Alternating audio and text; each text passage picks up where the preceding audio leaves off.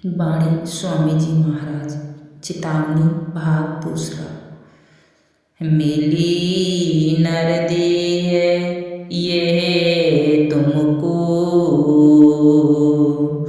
बनाओ काजे कुछ अपना,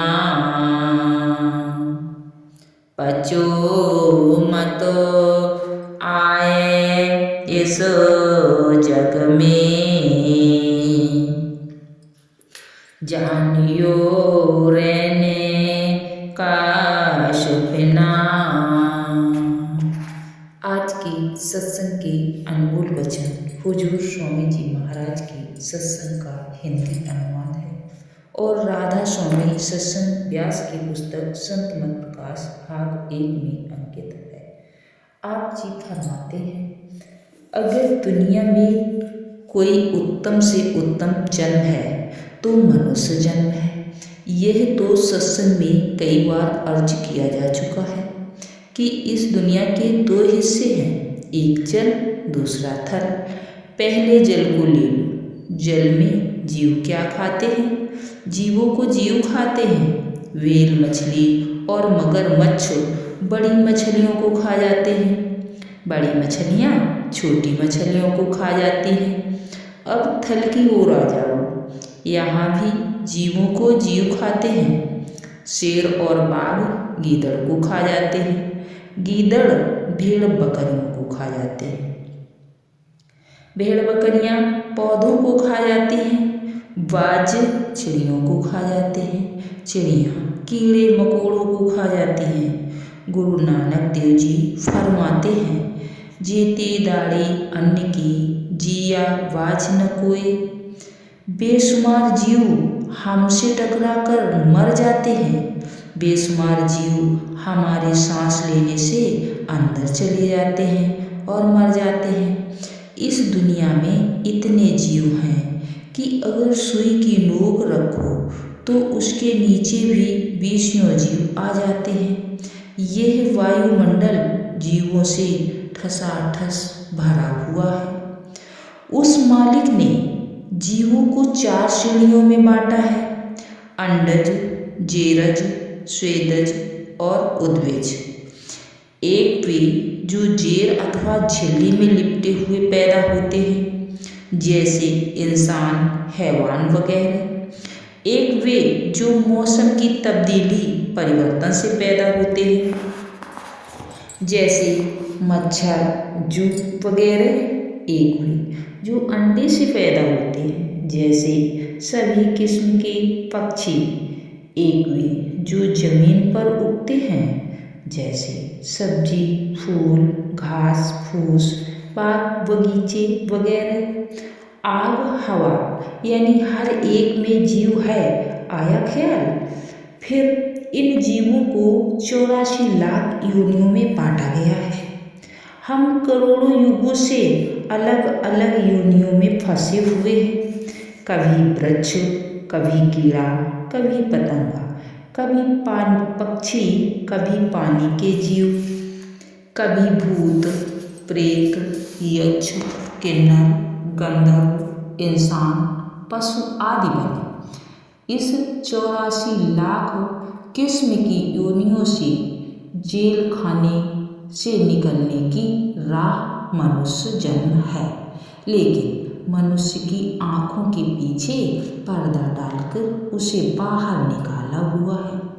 इसके अंदर करोड़ों खंड ब्रह्मांड हैं। खुद बाह्य गुरु अकाल पुरुष ईश्वर खुदा, जिसे हम भिन्न भिन्न नामों से याद करते हैं, इसके अंदर है।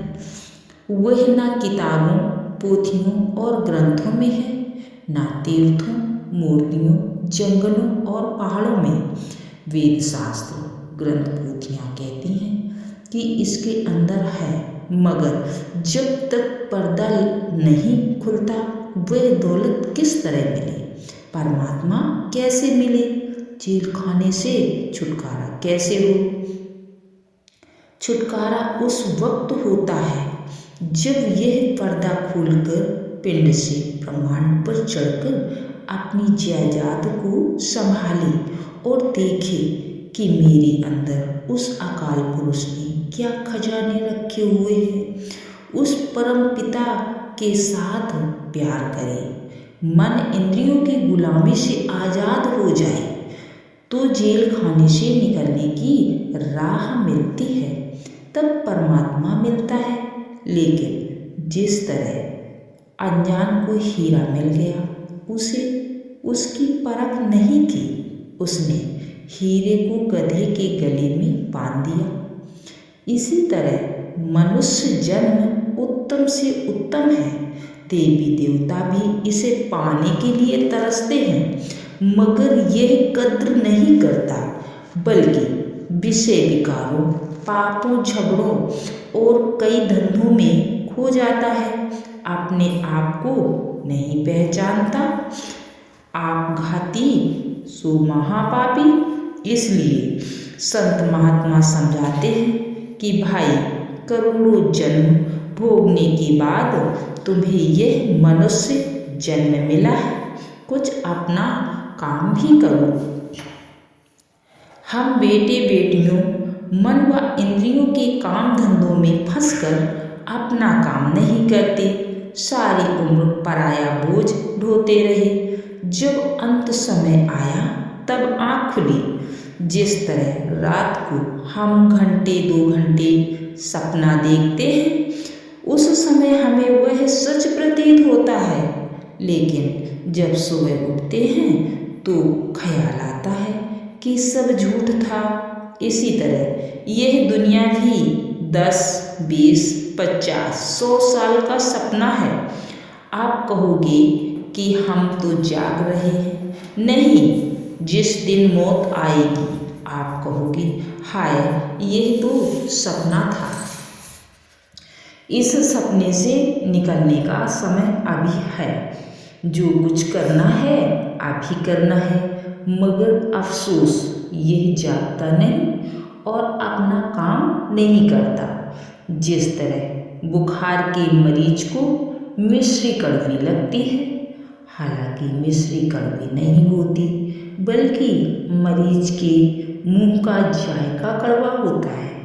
बीमार को अच्छे भोजन दो, वह कहता है कि परे हटाओ।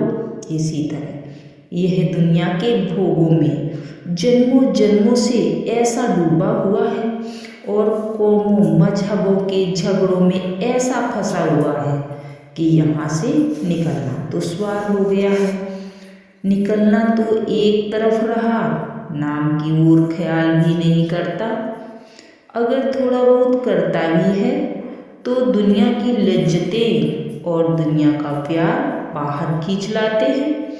महात्मा क्या करे, वे दवा देते हैं मगर ये खाता नहीं। जिस तरह डॉक्टर से दवा ले आए मगर खाई नहीं तो फायदा कुछ नहीं होता। दवा आले में, बीमार बिस्तर में और गालियाँ डॉक्टर को वाली मिसाल है। इसमें डॉक्टर का कसूर नहीं। इसी तरह जब तक इसका मन अपनी गलतियों को नहीं देखेगा, यह कामयाब नहीं होगा।